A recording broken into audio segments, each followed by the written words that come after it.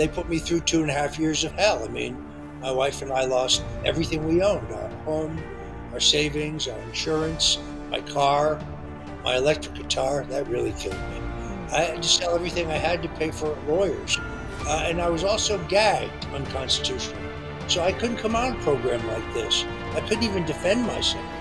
It was a very dark period.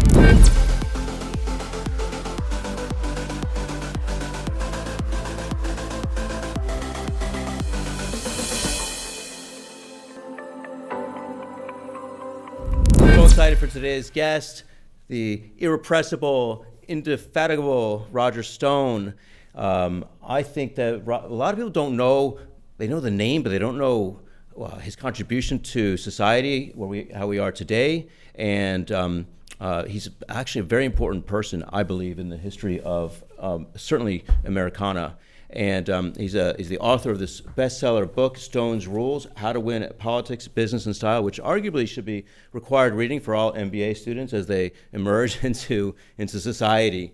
But Roger Stone, it's amazing to see you again. Thank you for joining us. I'll start off. You're a bit of a savant, a political savant in a way. I think when you were a little kid, you were super into politics, and that doesn't happen very often. Share with us a little bit about where you come from, your upbringing, why you got into politics in the first place, and then let's dig into all the highs and lows of your journey to where you are today. Sure.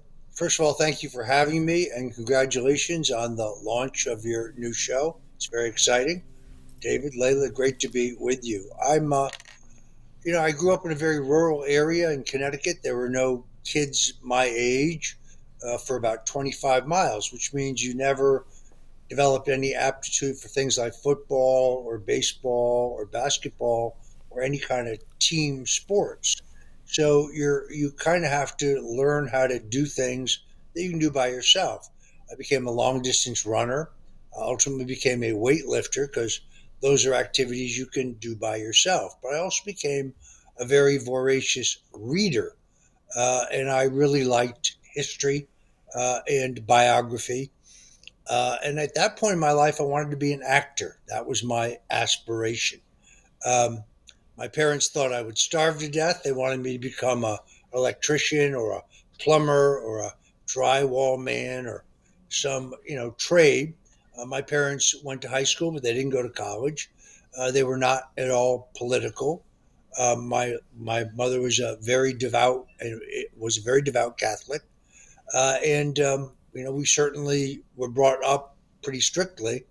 But the woman who lived next door to us, the closest house, was very active in the Women's Republican Club, and she gave me a book by Barry Goldwater entitled "Conscience of a Conservative," and I devoured this book, and I immediately understood that I was a conservative, meaning I was for maximum personal freedom. I wanted small, inobtrusive government out of my private life, out of my business life, what would become my business life. I wanted a strong national defense, but I didn't think the country should go around the world looking for trouble, looking for wars to get in. I wanted low taxation. And above all, I became a very fierce anti communist because I'm half Hungarian and half Italian. I like to say I'm Italian from the waist down. Uh, How and old I were you have, How old were you then at this I time? was, I was probably, I was 12 years old when I went to the Republican National Convention in San Wow. Francisco 12. because So little the guy. lady next door was an alternate delegate, and she was driving all the way across the country to San Francisco.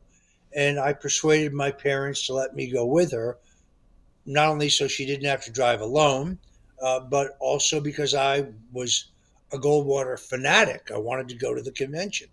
So we drove all the way across the convention to the Cow Palace. I watched the nomination of Barry Goldwater. It was she arranged to get me a gallery pass. So I was in the stands. It was a very famous convention because the party was very split, and Goldwater triumphed. And you're 12 years old. What do you know? I thought Goldwater would win. I had no idea that he was about to get crushed. So when I returned home, I started studying the 1960 election, the election between John Kennedy and Richard Nixon. And I concluded, just based on my reading, that Nixon had been robbed. I thought that he actually won that election. So I wrote him a letter. He was practicing law in New York City, kind of in exile. And I wrote him a letter saying that I thought that he had the election stolen from him, and that he should run again. And that if he did run again, I wanted in. Now, he didn't know at that point, I guess I was about 16 years old. He didn't know that I was just a kid. He thought, I guess, that I was an adult. So um, I got a nice letter back. I still have it, Wow. in which he said, "Yeah, I think I'm finished with politics." Of course, he wasn't, and he knew he wasn't. But if I do decide to run again, I'll be in touch. And then 2 years later, I was about, I guess I was probably about 17 then, actually. Um, these are the days when the phone was on the wall in your house, you know? My mother came in and said, there's a man named John Whitaker on the phone for you. He says he works for Vice President Nixon. He'd like to speak to you. Of course, I was very excited. And he said, we have your letter on file. Are you still interested in working the campaign? I said, yes. He said, well, could you come into New York City for an interview? I lived in suburban Connecticut. So I took the train into New York City. I polished my shoes. I wore my Sunday best. Boy, they were really surprised when I walked in That's because they great. were expecting somebody much older.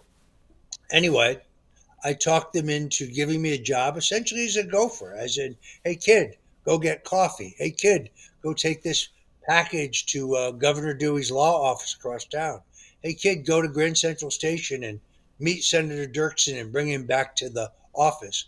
So, and these are the days before the cell phone, of course. So I sitting outside the office of John Mitchell, who would later become Attorney General and Nixon's campaign manager, who would, I think, wrongly go to prison in Watergate. I saw all of these celebrities of the day, Billy Graham and Nelson Rockefeller and Everett Dirksen and Barry Goldwater, my hero, Ronald Reagan, uh, all of the giants of the party. It was very heady stuff for a kid. I went to the 1968 convention to work for John Mitchell, essentially in the same position, just an assistant.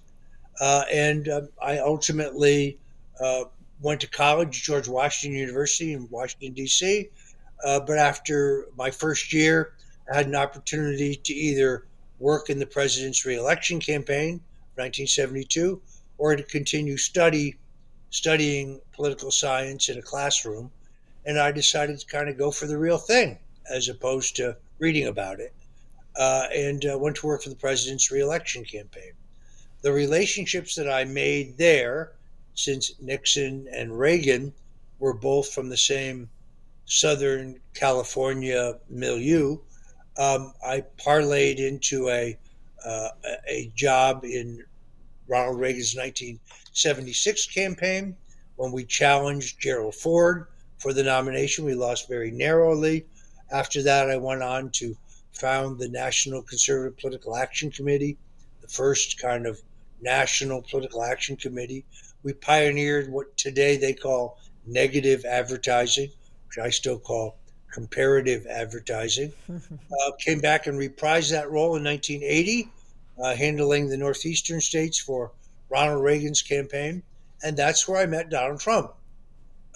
He was referred to me by the lawyer Roy Cohn, who had represented Trump. And I pitched him on joining Reagan's campaign finance committee, which he and his father both did in 1980. We became very good friends after Reagan was elected. Since I was interested in politics, not government, I didn't really want to go into government. I opened my own political consulting firm, my own public affairs firm. My very first client was, well, Donald Trump. We became very good friends. by 1988, it occurred to me that Trump himself could be not just a great presidential candidate, but potentially a very great president, and Oh, so began you knew in bucking orders of 1988 president. it was a Yes, possibility that he could be yes. president. And Yeah, when we made a trip. Actually made a trip to New Hampshire just to kind of test the thesis. And it's the first time I saw the Trump electricity. First time I saw him in a political context. More people showed up to see his helicopter land than showed up to see Vice President George Bush the month previously. So I wow. arranged for him to speak to a Chamber of Commerce, and it was electric. You know what he talked about? How come our NATO allies don't pay their fair share for their protection? How come we've let our military strength atrophy and we don't win anything anymore? Why are we signing these funky trade deals that are great for our trading partners but costing us jobs? This was all the way back in 1988. So he's been amazingly consistent. He's always been a common sense guy then. I think so. And the irony, of course, is that I tried to get again in 2000 to get him to run for president, and the time was just not right. I mean, he thought about it. He was very good friends with Ross Perot, the billionaire who had run as an independent. He was very good friends with Jesse Ventura, the former wrestler who'd gotten himself elected governor of Minnesota. And they both wanted him to run. But he correctly saw two things.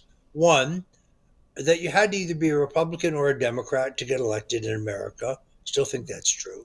And two, that the time was yet not yet right. Remember, all of our presidents have either been generals or governors or senators or congressmen. Yeah. Donald Trump's the first business person to be president.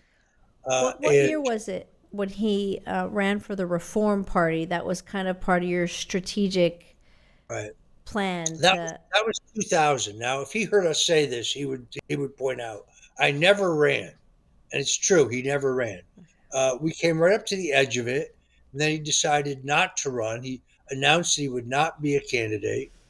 And then, interestingly enough, it was too late to get his name off the ballot. He won the Reform Party primaries in both California and Michigan, despite the fact that he had waged no campaign and that he had withdrawn almost a month beforehand.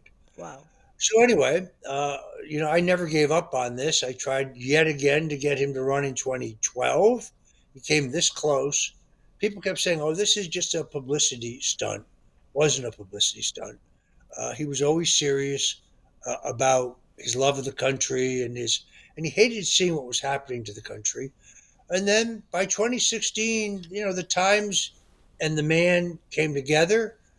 We talked about it. Interestingly enough, he endorsed Mitt Romney in 2012. Bet you he regretted He that, right? immediately realized it was a mistake. He really had seller's remorse.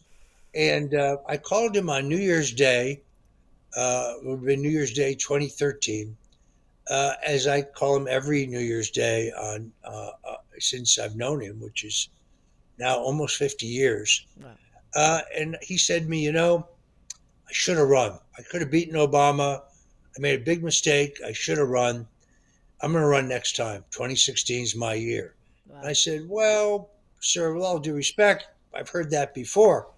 He said, no, I've actually already applied to the Patent and Trademark Office to trademark the phrase "Make America Great Again," which, by the way, he owns.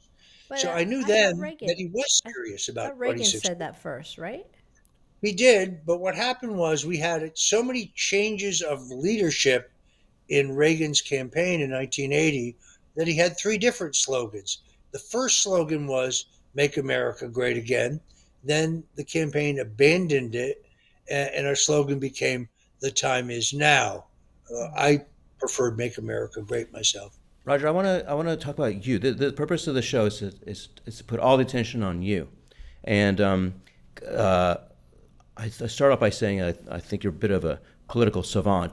Can kind of see things that nobody else can see. At what point did you see that it might be beneficial for a client that you're representing to it wasn't negative politics. What did you call the phrase that you called it, that you prefer? Comparative. Comparative Comparative. politics. When did you first realize this might be a really effective strategy for getting your client elected?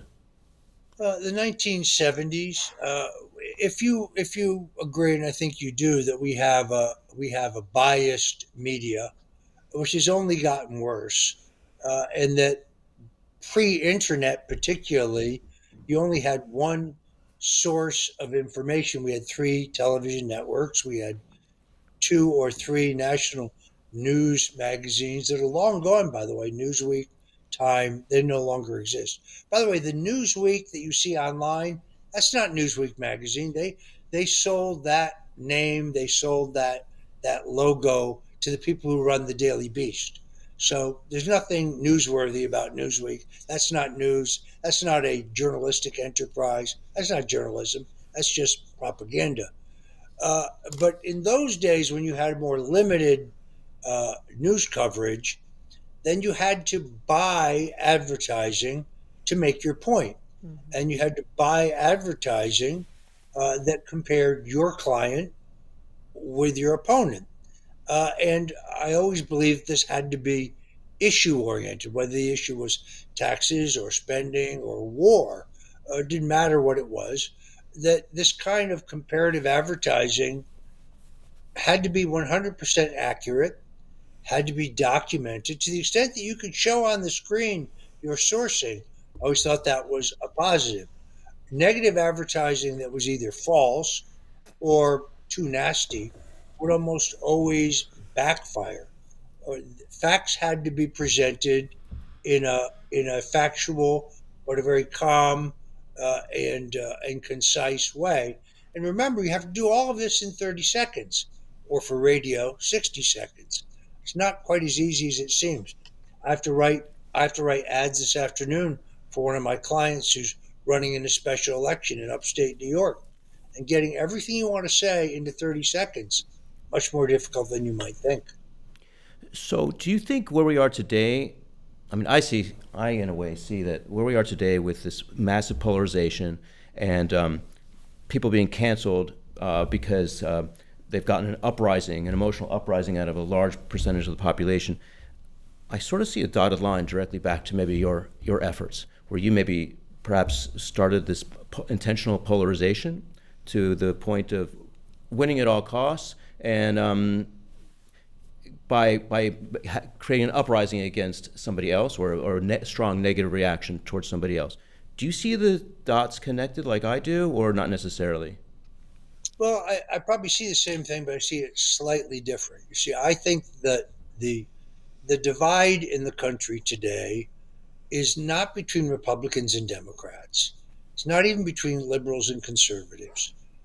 It is between those who believe in peace, those who believe in free speech, those who believe that we ought to take a hard look at the drugs that we're giving our families, the food that we are feeding our families, and those who believe in war because it's profitable, and those who believe in censorship because they fear the truth, and those who think, well, big pharma and big food, they should be able to do whatever they want as long as they're profitable. So I see a political realignment in the country. A Republican Democrat doesn't mean anything anymore. You're either a globalist or you're a nationalist. And to me, nationalism is not a dirty word. It means that you love your country. That's why I think that the movement of common sense Democrats like Robert Kennedy, like Tulsi Gabbard, like Rod Blagojevich, uh, into the Trump movement, the MAGA movement, and the rise of the Make America Healthy movement, this is the beginning of a complete and total realignment. And the old terms don't mean that much to me anymore. People don't vote on the basis of party anymore. People are voting for the individual, people are voting for the principle. And on that basis, I'm very optimistic about where the country is headed because I think we have a new majority. people need to forget these old labels. It's not about labels. It's about a commitment to free speech and peace and so on.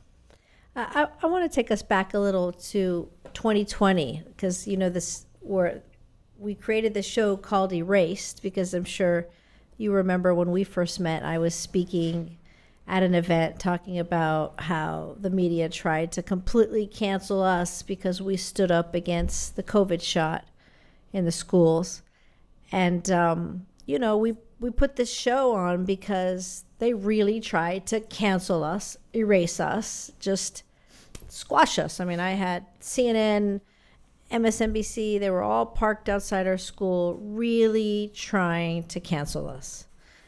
And so you have your own cancellation journey. So I want to talk about that. You actually have a long journey. I mean, it goes back from the Watergate. I saw a little clip when you were talking about you were actually like, yeah, that you're 19, your name's in the paper. They've tried to cancel you many, many times. But let's focus on 2020 when you were indicted. I mean, I don't even understand when I read online and it says because you lied to Congress. And then Tell us that story. Like what happened? Sure. Yeah. Well, first of all, the cancellation part of it happens first. So in 2017, I had about 980,000 followers on Twitter, almost a million. I had 300 plus followers on Facebook. I had, I think, about 85,000 followers on Instagram. And then suddenly, one day, And YouTube, and YouTube as well. I had about 58,000 on YouTube. Okay. Um, I actually had two channels on YouTube. And one day, suddenly, I was canceled on all of them. No notification, by the way, no email telling you violated their non-existent community standard. Just Same one day. day, Same one day. day, one day, you're just completely gone. Wow. You're silenced. Coordinated. You're a non-person, and there is no appeal. They're private companies; they can do whatever they want.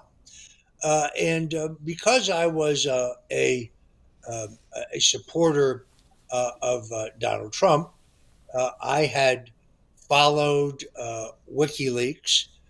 It was very simple. All I did was set a Google alert for Julian Assange and repost things that I saw him say in various interviews. And he spoke to a lot of um, less popular, more arcane media outlets, but all I really did was post what he was saying. They later came back and decided that when I went to the House Intelligence Committee voluntarily, that I had lied to Congress. Now, they went to two federal judges, and they said that they had probable cause to charge me with treason, conspiracy against the United States, counterfeiting, money laundering, unauthorized access to a government computer, uh, mail fraud, wire fraud, aiding and abetting a conspiracy before and after the fact. The judge let them have free reign. They got 1 million emails from me. Wow. They got all my text messages. They got records of all my phone calls. You know what they found? Nothing. That's what they found. Nothing. There was no Russian collusion. There was no collaboration with WikiLeaks. Wow. So they concocted this indictment, and to violate the False Statements Act, which is what I was charged with, your false statement has to be willful and it has to hide some underlying crime. The false statements I was charged with were completely immaterial. There was no Russian collusion to hide. There was no WikiLeaks collaboration to hide. The government never produced any evidence of it. Now, I was, put into this pressure cooker where for months prior to the FBI storming my home at 6 o'clock in the morning, where 29 fully SWAT clad FBI agents wearing night goggles surround and then storm my home, when all they had to do was call my lawyer and say, "Hey, we're charging your client with a nonviolent process crime," but instead they staged this takedown like I was some kind of drug lord or something. I guess to try to intimidate me, and there was no crime there. It's interesting that the president saw that I was being correctly pressured just to testify against him. The whole point of my indictment was not because I did something wrong. January 2019 is when I'm arrested. By July, they've gone through all my emails. They realize they have nothing. By the way, they stormed my studio in Florida, my home, my apartment in New York. They trash all three places. I mean, they're there for 13 hours. They Wow. destroy Did you know over you were here. going to be arrested? Did you see I it had a pretty coming? good idea. I had a pretty Uh, good idea because a CNN reporter uh, contacted me the day before and said that she wanted my address because she wanted to mail me something. I thought that was very suspicious. At 6:06, I was arrested in the morning. At 6:11, somebody from CNN contacts my lawyer and says, "Your client has been arrested." And he says, "Arrested for what?" Because I'd done nothing wrong. She sent him a copy of my sealed indictment. Wasn't unsealed till 11:30 that morning by a magistrate in D.C. So how does CNN have my sealed indictment at 6:11 in the morning? Well, the answer is that it had been leaked to them by the man whose initials were in the metadata tags of that document, Andrew Weissman, who was essentially running the uh, the entire Mueller investigation. So the do, whole do you point of this think was do you think this pressure me. was done because you were an important part in helping get Trump elected for 2016? Do you think they were just mad and wanting to shut you down and stop you I from think getting it him was done. reelected? I think it was done for two reasons. One, because I was and am a friend of Donald Trump's, and because we were in regular communication. But I think the real reason it was done is because they believed that if they threatened me with jail, that they could get me to lie. They could get me to bear false witness against Trump, which I refused to do. It was that simple. And they put me through 2.5 years of hell. I mean, my wife and I lost everything we owned: our home, our savings, our insurance, my car, my electric guitar. That really killed me. Mm. I had to sell everything I had to pay for lawyers. And I was also gagged unconstitutionally. So I couldn't come on a program like this. I couldn't even defend myself. It was a very dark period. It is one frankly, only returning to the church, returning to my faith, allowed me to get through that, allowed me and my family to get through that. It's scary because if you can do it to me, well, you can do it to you. You can do it to anyone. We had a weaponized criminal justice system. It is only through the power of prayer and the support of tens of thousands of people who contributed both to my legal defense and also to a family support fund because I had no way to make a living. I make my living by writing and speaking, but I was barred from doing either one. And If didn't your wife suffer some health consequences because of it, right? She did. Immediately after, first of all, she was my rock through this entire period. She was the one who said, don't say what they want you to. Don't even think about it. You have to stay true to yourself. Not that I considered it, but it was a very stressful period. But then almost immediately after I was pardoned, my wife was diagnosed with very aggressive stage 4 cancer, thanks to the fact that she chose her own treatment therapies. She is now almost 4 years cancer free and in Look at great that. health, doing extraordinarily well. things got worse for you, you were at the precipice of prison time, no? Yeah, they wanted to give me 7 to 9 years in prison for allegedly lying to Congress. But if you read their sentencing memo, once again, even though I wasn't convicted of this, they accused me of being involved in foreign interference in our election. They didn't bring any charge of any kind like that. Now, interestingly enough, BuzzFeed sued the Justice Department. This was after I was pardoned by the president, and they got full release of Robert Mueller's completely unredacted report because they hid all the sections about me. Even he admitted that he'd found no evidence of Russian collusion or WikiLeaks collaboration or any other crime on my part. So it became absolutely clear that they had run this campaign to destroy me and my family, and they said they would tell the judge to give me no jail time if I would just agree to testify falsely against Trump. I Wow. refused to do that. What? So yeah, it was that was really what it was all about. Why do you think Trump didn't come in sooner to pardon you? Couldn't he have stopped the whole thing? I don't know how pardons work, but from what I saw, what Biden did, basically pardoning everybody and their grandma, would it have been a possibility for him to stop it in the beginning and just pardon you from the get go? He could have given me a preemptive pardon. However, had he done so, then I could have conceivably been subjected to being re-indicted later for the same crime, or I could have been re-indicted by a state government.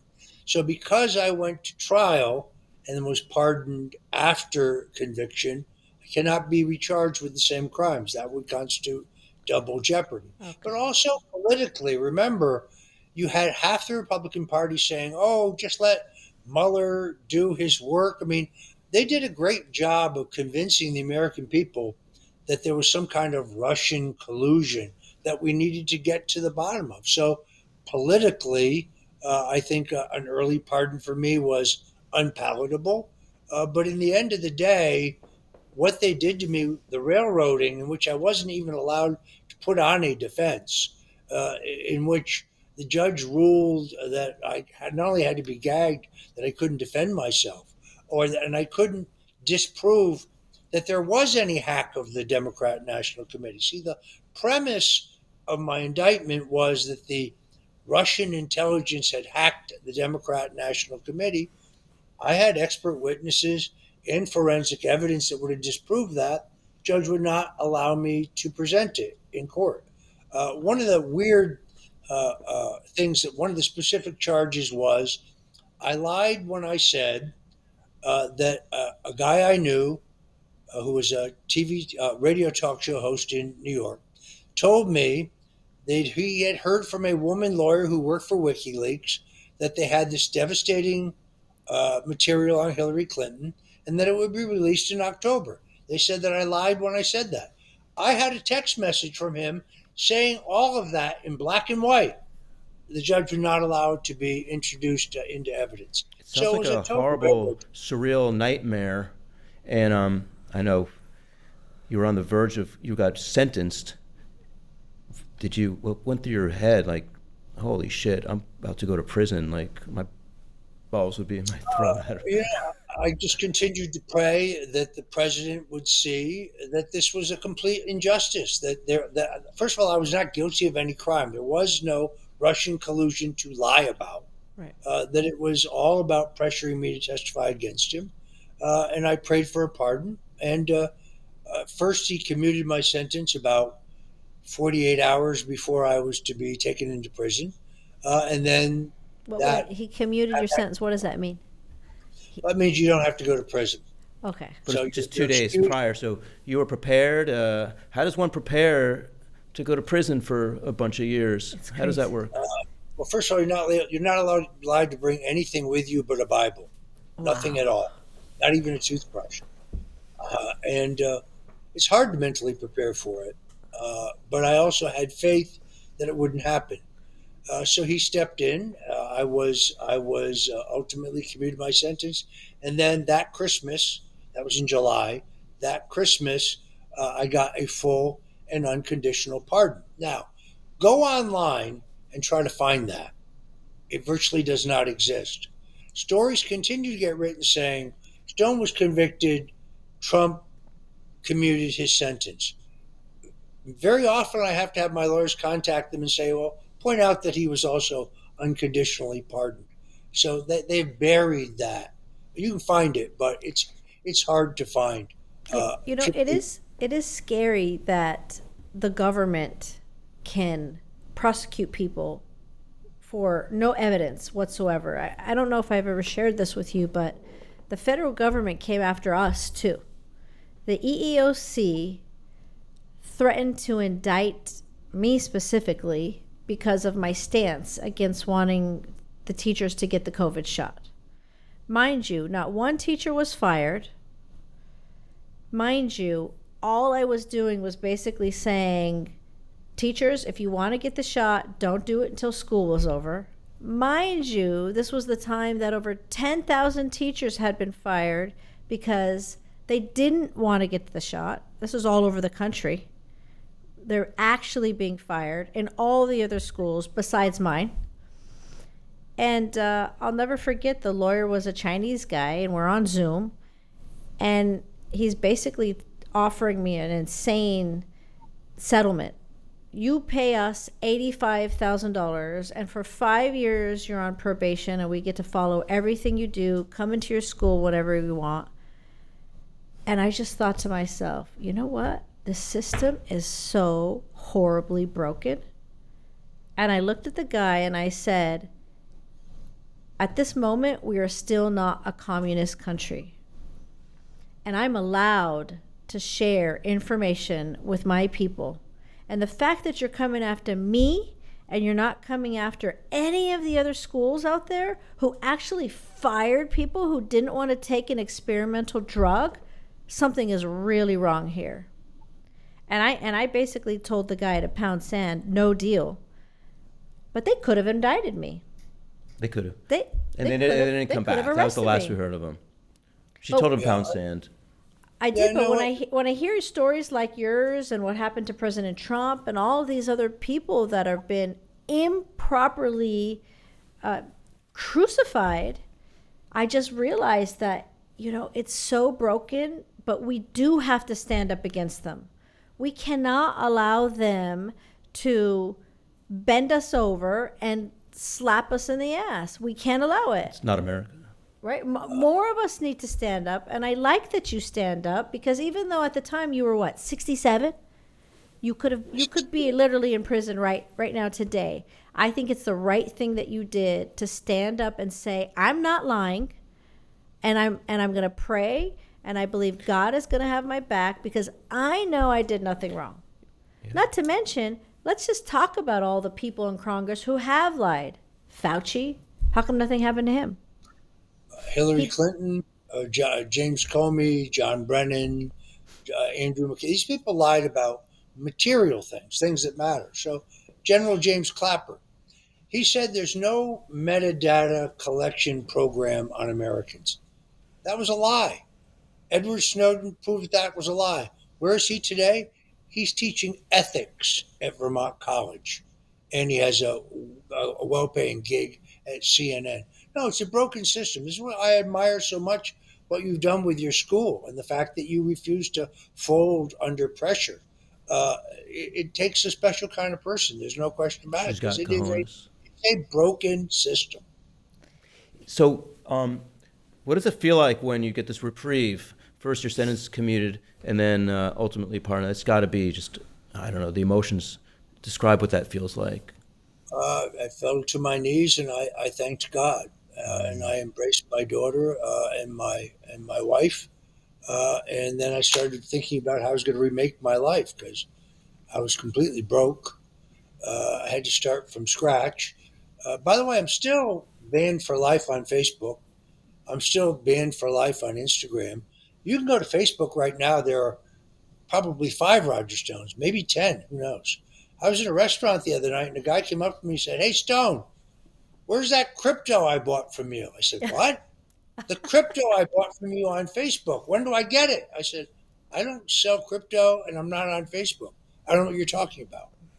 Every couple, even though I am back on X, and I think I just passed 800 some odd thousand followers. Amazing. I'd written a book in 2013 about the Kennedy assassination. It man who killed Kennedy, the case against LBJ, in which I make a case that, yes, there was a plot that involved the Central Intelligence Agency and organized crime and Big Texas Oil, but it was Lyndon Johnson at the helm.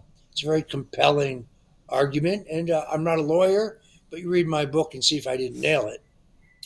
So a number of my posts recently, because I know a lot about this subject, have done extraordinarily well. But even on X, formerly known as Twitter, every 2 days is a new Roger Stone who pops up, and they copy your profile, they copy your graphics, but it'll be instead of Roger J. Stone Jr., which is what I am, Roger J. Stone Jr., they'll put Roger J. Stone Jr.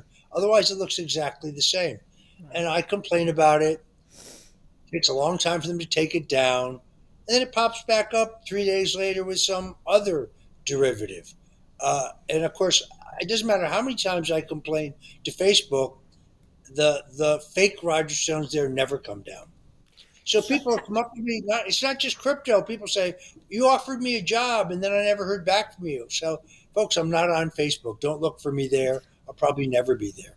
Well, we'll post your handle and where you're at on the notes of the show. Sure. But I want to know, did your family ever waver? Like, I know your wife was a rock. She was by your side. But did any of your kids or your grandkids, like, did they ever waver? Did they ever give you pressure to say, just give them what they need? No, actually, my daughter was, was very active in defending me. She went on with Tucker Carlson, and she defended me. She did a number of interviews and defended me, as did my wife. My family was 100% in my corner. It had to be very stressful to live with me at that point. It's very hard to hold it all together when you're under that kind of pressure.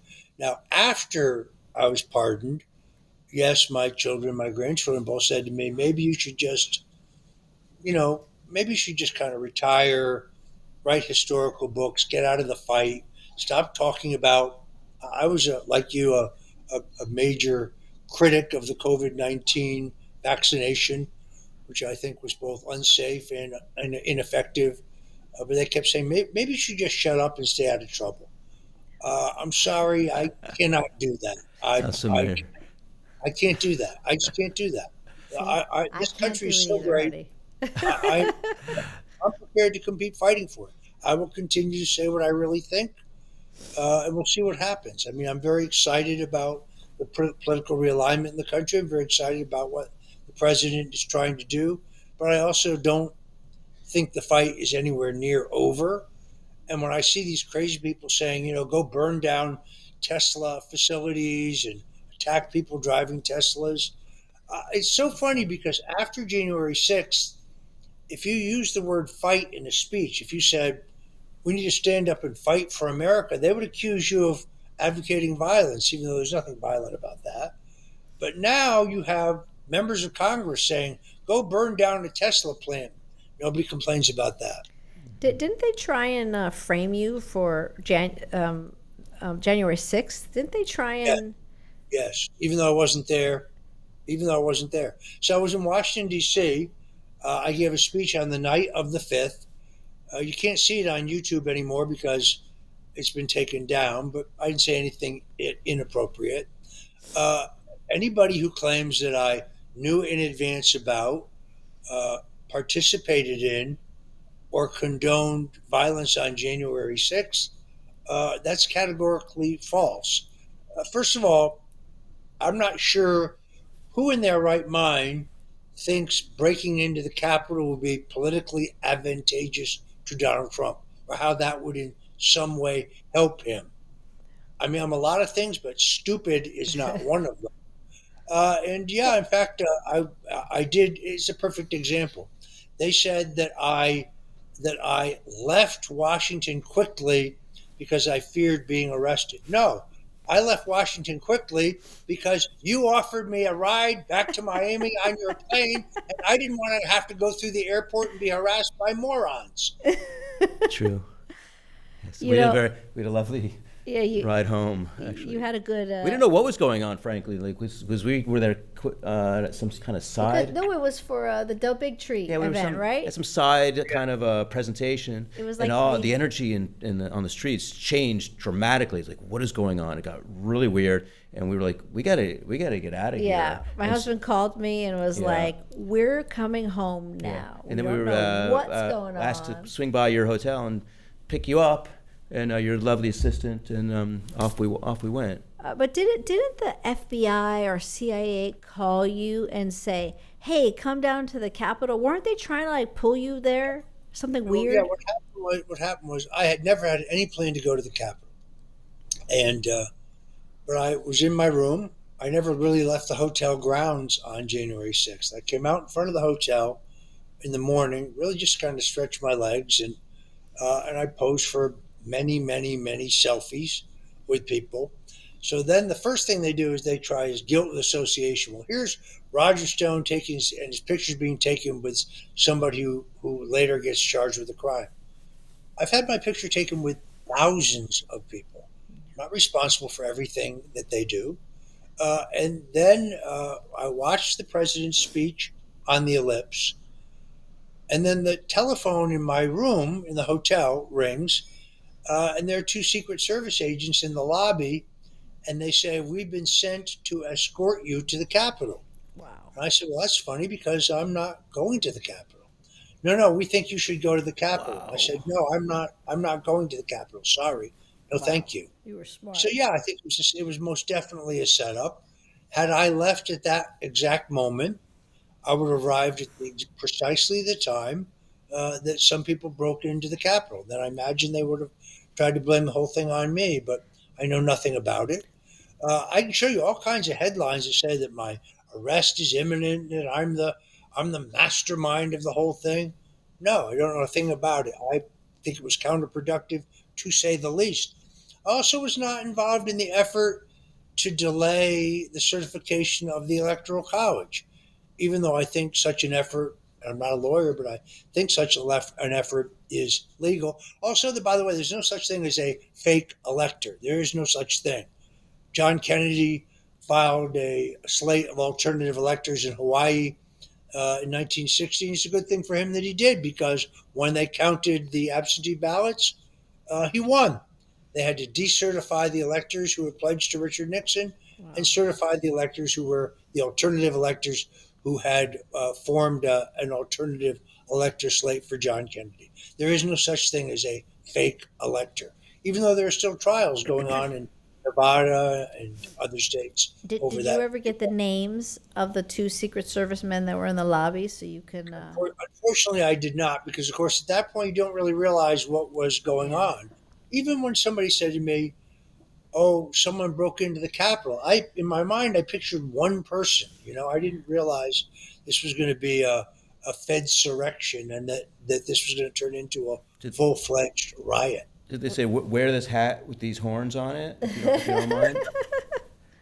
Well, you had a good alibi. That's the Good thing. alibi. Well, it's over. You were with the most sweetest, humblest man I know. So, Thank you. and he is not the troublemaker. Now, if it was me, on the other hand, if you were with me, then there would be a lot of question about what trouble we might have been up to. You're a free spirit, but I still don't think you would have broken into the Capitol. I wouldn't have either, but I'm just saying the media would have been able to put more of a dramatic story together. So it's kind of anybody can be accused of anything. They can make up anything, really. make it I mean, up. this is It's like crazy. it's not America. Like this is It's not the America totally that we were taught. Did you get a pardon for January 6th as well? Did you need to get one even though you were nowhere near it? This is another example of how the media distorts things. So I wrote a letter to the president after January 6th, and I said they're going to criminalize any objection to the election. They're going to say that questioning the outcome of the election is a crime. And therefore, you should preemptively pardon every Republican member of Congress who's questioned the election, every member of your staff who's questioned the election. every supporter of yours who's spoken publicly and questioned the outcome of the election because they're going to try to criminalize that. Headline: Stone seeks a second pardon for his activities on January 6th. That's not what I said. And by the way, it turned out to be right, didn't I? Yeah, They you did. charged people in multiple states for and their crime questioning the outcome of the election. That they tried to make a crime. It's not a crime. So no, I didn't require a pardon for anything I did on January 6th because I wasn't involved in any activity, either a legal activity or an illegal activity. Well, But even this though is you weren't involved, we know they can charge people for garbage. That's just true, what they do. true. Did you lose any friends along the way? Just simply that's turned their back on you, that was buying into the narrative? Anything like that? Or gain any friends along the way? I gained many, many, many friends, and I had over, I think, almost 40,000 individual people give contributions to my legal defense fund and to my family support fund, particularly since we lost our insurance, supporting my wife and my family through her cancer treatments and so on. I lost a few friends in the sense that when I was made it very clear publicly that I wanted clemency, that I was seeking a pardon through prayer, because I never got a chance to speak to the president about it. There were people who did nothing to help me. Those are the same people who were the first ones to call you when you got pardoned and take huge credit for something they never did. Hmm. I know who those people are. But generally speaking, if there's any good that comes out of this, you get to know who your real friends are, and you get to find out who your real friends are not. You know, we And had I did that. it's similar to us. I mean, many of David's family members pretty much cut us off, stopped talking to us. We're like, you guys are doing bad with your money. Like, how dare you support President Trump? Like, just how dare you stand against Kennedy. this beautiful vaccine that's here to save the world? You know, like they really went after us hard. We lost a ton of people at school, but later we got even more amazing families that were more aligned. I have a question. You know, you've had a lot of different controversy, starting with when you were 19. You know, and then there was other things that they've been trying to take you down for a while, and you've always seemed to bounce back stronger. Was there anything that you would do differently? Is there anything that, from what you've learned about what you've been through, you know, the last 50 some years, what lessons did you learn from this? What would you do differently? What would you tell someone else who is in your similar shoes, being falsely accused, being canceled, being completely ripped apart in the media? What, give us some advice. Very hard to say. It's very hard to look back and see if there's any one thing that I regretted.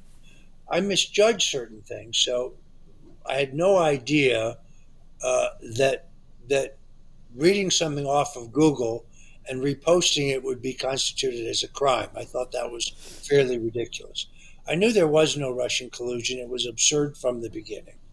I guess I can't honestly tell you that I have any regrets. I may have some regrets in my personal life, but they're not something I would get into here. But in my public life, in my political activity, no, I admire people who get in the arena, not the people who stand on the sidelines and criticize those who are in the fight, but those who actually get in the fight. Because life is about supporting a cause bigger than yourself. If you don't have a purpose in life that is bigger than just yourself, meaning making money, being successful, having a great life, I think these people, they have to be tremendously bored. If you are not in the fight for something larger than yourself, then life would not be worth living. So What is your I have cause? What is your cause? Has it evolved over time? Where are you at my cause, today? my cause is personal freedom, the freedom to say what you want, the freedom to make your own health choices, your freedom to express yourself. I mean, it all boils down to individual freedom, freedom from the tyranny of big government, uh, freedom to not be spied on, not be surveilled by the government, not because they have some probable cause, but because they just don't like your politics. So I guess my cause is freedom, is liberty. We're super aligned. I think that's why when we met a few years ago, we clicked right away because I'm right there with you. Like this country was built on freedom, and to have it taken away, I remember, man, 10 years ago, David was talking to me about all these things that were in China, like people weren't allowed to freely surf the internet, people weren't allowed to have social media, and I would look at him and go, "Gosh, that's so sad." And then when all this hit, I'm like, "Honey, that's not just happening in China. It's happening in this free country. Like it's a tragedy." But I see it in a backhanded way. Like everything that happened during COVID actually started a bit of a revolution. A lot of people were blindly following whatever, and now there's a lot more people that are critically thinking, their eyes are opening, that are discarding their beliefs. And I think I'm one of them. I don't hang on to my beliefs so tightly that I used to before, and those beliefs were just derived because I was told to believe these things. So I think there's a backhanded benefit to everything that we've gone through the past few years. How do you feel about that? What amazes me is the number of people who remain just completely uneducated. The people who they just blindly watch, CNN or MSNBC or any of the the legacy media, and they don't. They either don't take advantage of social media, or they just don't.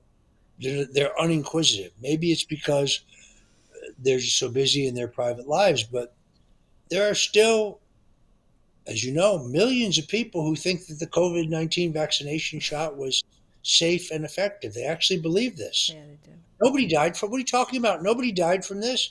I've had people say this to me. I'm like, are you out of your mind? Can you not read? Do you not have eyes? But members of not my immediate family, but members of my extended family, they have no clue because they don't go and look. Yeah. So it still amazes me how, 47% of the people voted for Kamala Harris. How could anyone think that she was qualified to be president? How could anybody think she stood for anything other than more of the same? That in itself is a little scary, if you ask me. If we had to listen to that laugh for 4 years, I was just gonna just leave the country or something. I have a There's question. So did they cancel your health insurance? Like you mentioned. I could just no longer pay the premiums. Okay. When you can't pay the premiums, you lose everything. We had to sell our house. We had to move to a much smaller place. We were out of cash. And then after I was pardoned, um, the the government sued me over my 2006 taxes. Wow. Just to be clear, I'm up to date for every year since 2006. I owe the IRS about $2 million in taxes, but it's not as bad as it sounds. 75% of that is interest and penalties. Oh my And God. if and I had to talk about not being guilty of tax evasion. I made monthly payments every year for 8 years without ever missing a payment. So I had consistently paid my tax debt down, and I would continue to pay until they bankrupted me. Once you run out of money, he's trying to get, pardon the expression, trying to like get blood out of a stone. There was no more money. So they bankrupt you, and then they sue you because you can't pay. How much Wow. sense does that make? Doesn't. Whereas if they had never harassed me, they'd be paid off by now. And And people say, "Oh, Stone and his wife evaded taxes, but he didn't get prosecuted like Hunter Biden." No, he failed to report $10 million worth of income. We never failed to report a single penny. We reported every penny of income, and we accurately reported our rather meager assets. wow. So apples and oranges, not even remotely similar. But you wouldn't know that from some of the trolls on social media who claim otherwise. And, a lot of people were canceled by banks. Chase and Bank of America are on a rampage canceling conservatives. Did you experience any of that as well? We had some bank accounts that were closed without explanation, and when we asked for an explanation, we were never given one. Uh, as a general speaking, anytime the FBI delivers a subpoena to your bank wanting to look at your bank accounts, the first thing the bank wants to do is close your account. I hope there's some There's just sort an of law. I hope immediate there's assumption you've done Just on the something wrong. allegation. Yeah, I hope there's Yeah, some sort of executive order that stops this from happening, because I know so many good people that have been kicked off the bank just for an accusation in the media. And we all know the media can accuse people of anything they want. I just want to talk about one last thing. You were pretty instrumental in helping Bobby and President Trump come together to form this union. Can we just spend a few minutes before we have to wrap up talking about that? I love that you're super involved with this movement. sure. Well, first of all, I had the privilege of meeting Bobby Kennedy at a health freedom conference some time ago. I had admired him for a long time. Also was a great admirer of his father, who was a fierce anti-communist and a great man.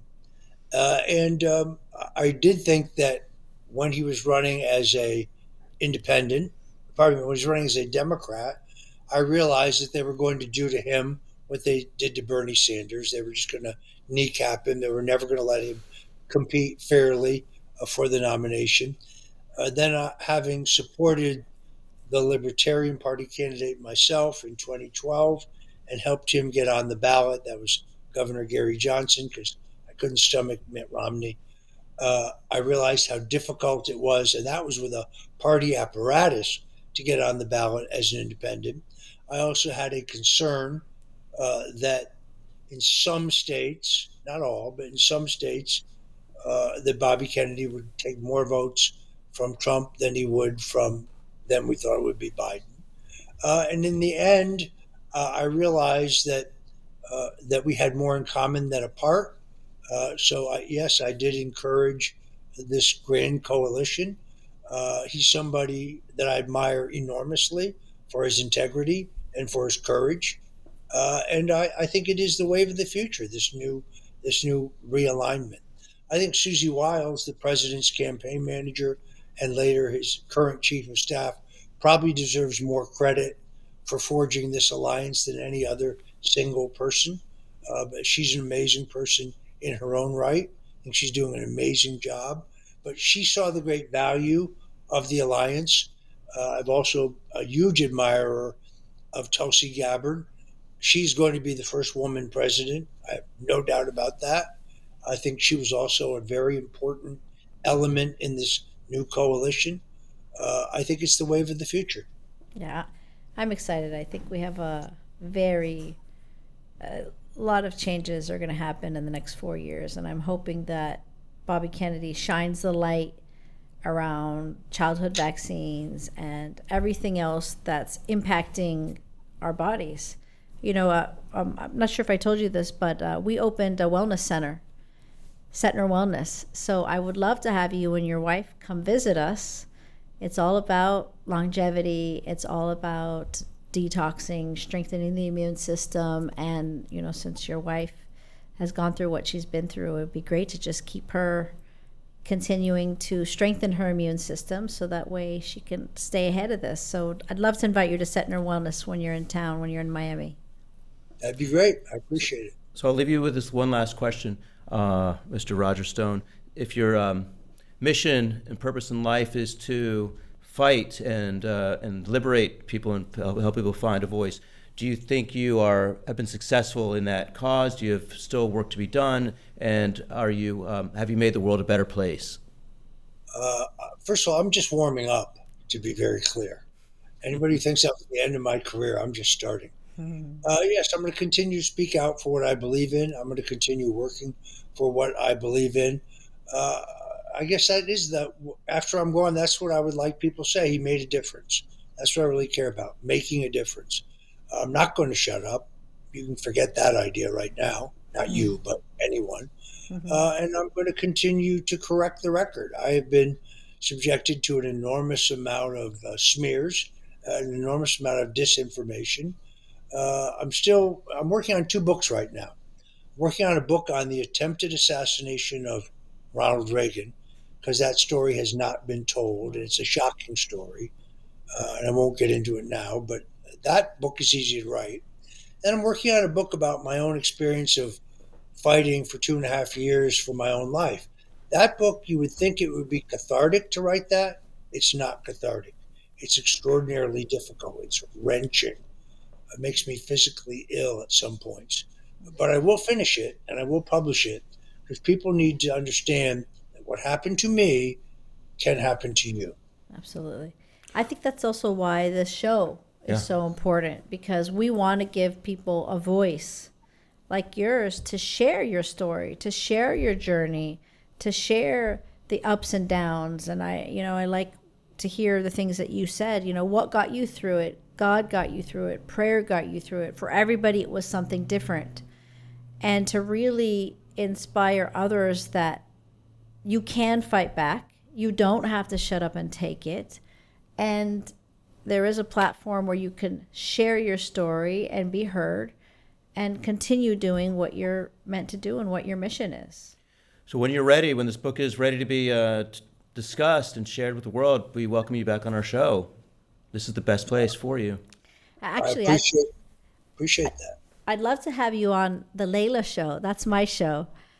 Just to talk about politics, because I think you're super interesting. And every time we're, in an event together, we always have great.